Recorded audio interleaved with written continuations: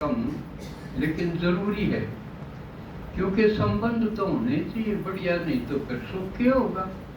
स्वर्ग में भी मजा ना होगा अगर औलाद खोटी निकल जाए या दाम्पत्य जीवन सुखमय ना हो, तो भी बात नहीं बने। तो वो कैसे प्राप्त हो?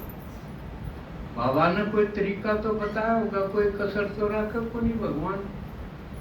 अब भाई ये संबंध बढ़िया, क्योंकि भक्ति में हमने जो बनाए हैं रीति रिवाज वो सही नहीं।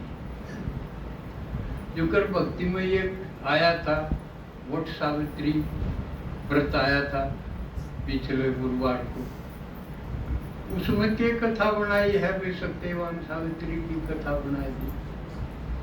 अके सावित्री ने व्रत करके ने और वो सत्यवान मौत से भी उठा घोड़ा लिया था। ये तो इसका मतलब उससे जन्म की हुई, लेकिन बाबा जो ज्ञान सुनावे है उसका फल के ही पर मिलेगा। मिला तो होगा लेकिन उस रूप में नहीं मिलेगा। ईब जुकर किसी का पति शराबी है, कबाबी है, झगड़ेबाज है, रोक है, तो वो ठीक ना भी हो, वो ज्ञान में नहीं सुनेगा, औलाद भी नहीं सुनेगी। तो पूरे प्राप्ति तो जब मानी जा, जब बाड़े घर ठीक हो जा, पूरा का पूरा घर ठीक हो जा, संबंध ठीक हो जा। लेकिन ऐसा तो नहीं होता, किसी का भी कोई नहीं, खुद ब्रह्मा बाबा का भी कोई नहीं होया। उसका बड़ा लड़का था जिसकी पत्नी यज्ञ में आ गई थी, क्या नाम था?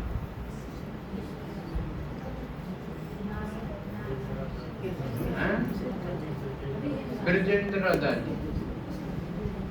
वो ब्रह्मा बाबा की पुत्र वधू थी, वो पति को छोड़ के आ गई, लेकिन उसके पति ने दूसरी शादी कर ली, तो ठीक तो को नहीं होया ना। तो कब मिलेगा इसका फल और कभी ठीक होंगे, ये जरूरी सवाल है। जिस तरह ही पढ़ाई करा हाँ उसका फल कभी मिलेगा। एक बार थोड़ी राजा बनाएंगे, ईब के बने हैं, ईब पढ़ाई कराएंगे, ईब तो आप पात्र बनाएंगे, राजा बनने के योग्य बनाएंगे।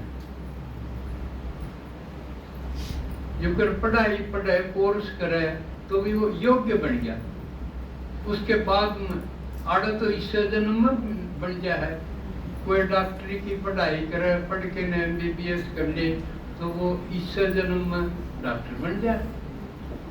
लेकिन बाबा जो पढ़ाई पढ़ा हुआ है उसमें एक बार राजा थोड़ी बने, अगले जन्म में बनेंगे। एक जन्म नहीं, कई जन्म में बनेंगे। इसलिए अविनाशी फल बताया। हकीम जो पढ़ाएंगे आप उसका फल आगे जन्मों जन्मों मिलेगा, ईब नहीं अगले जन्म, कई जन्म होता है, यू सिस्टम बताया। तो ये जो संबंध होंगे, हमने पति भी चाहिए, पत्नी भी चाहिए, पुत्र भी चाहिए, पुत्र वधू भी चाहिए, पुत्री भी चाहिए, ये सारे संबंध चाहिए, माँ भी चाहिए, बाप भी चाहिए। तो ये बढ़िया चुकर मिल के बनेंगे आप। उसका क्या तरीका है कि न्यू आप पे आ जाएंगे, जो कर मैं चढ़ा जाए न्यू थोड़ी आऊंगे, उन खातिर भी करना पड़ेगा। जो कर भक्ति में यूं दिखाया है कि सावित्री ने व्रत करना पड़ा, लेकिन ये भी ऊट पटांग बना दी कहानी, ऐसा है नहीं। सही देखेंगे तो सत्यवान का क्या मतलब है, धनवान का क्या मतलब है? धनवान जिसका धन हो खूब, और विद्यावान जिसके पास खूब विद्या हो। इसी प्रकार सत्यवान तो पूरा सत्य हो, सत्य बोलना भी हो, सत्य करना भी हो, सारा सत्य हो। तो उसको सत्यवादी कहो, सत्यवान कहो, शिव के साथ ही, शिव ही सत्य है। तो वो क्यों करे एक संबंध का? तो ले मैं आज बताऊं, क्योंकि एक और बात विचारणीय है भक्ति में, हम कई बार विचार चाला करता भाई, ये सारे व्रत, सारे कर्म कांड माता ही क्यों करे? आदमी एक भी ना करे। अगर मन में बढ़िया पत्नी मिले, पत्नी तो करे कि मेरा आदमी मरे नहीं, यूं तो कोई नहीं करते कि यू बिगड़े नहीं, इस खातिर के करे हैं।